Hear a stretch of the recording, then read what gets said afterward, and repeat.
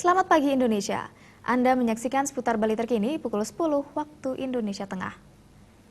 Pihak kepolisian terus melakukan pemetaan terhadap TPS-TPS yang dinilai rawan di wilayah Badung pada pemungutan suara Pilkada serentak 9 Desember mendatang.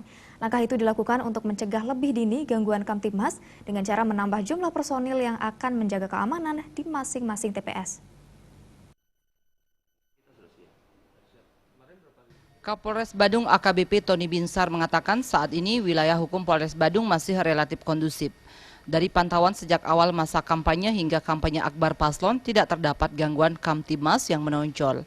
Hal itu tidak terlepas dari peran serta para simpatisan paslon maupun pendekatan dengan para tokoh. Namun demikian, menjelang pemungutan suara 9 Desember mendatang, pihak kepolisian terus melakukan pemetaan terhadap TPS yang berpotensi rawan. Langkah itu dilakukan guna mengantisipasi kemungkinan terburuk.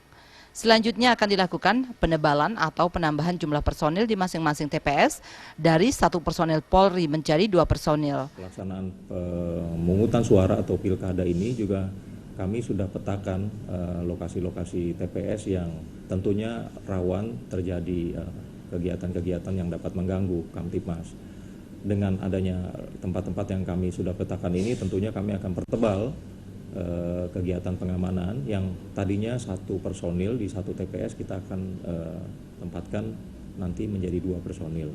Sehingga ini juga salah satu upaya untuk menambah penggelaran personil kekuatan Polri pada saat nanti menjelang pemungutan suara.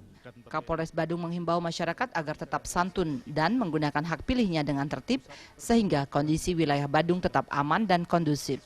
Raiswantaro dan Yudi Partana, Bali TV. Pemirsa, demikian seputar Bali terkini kali ini.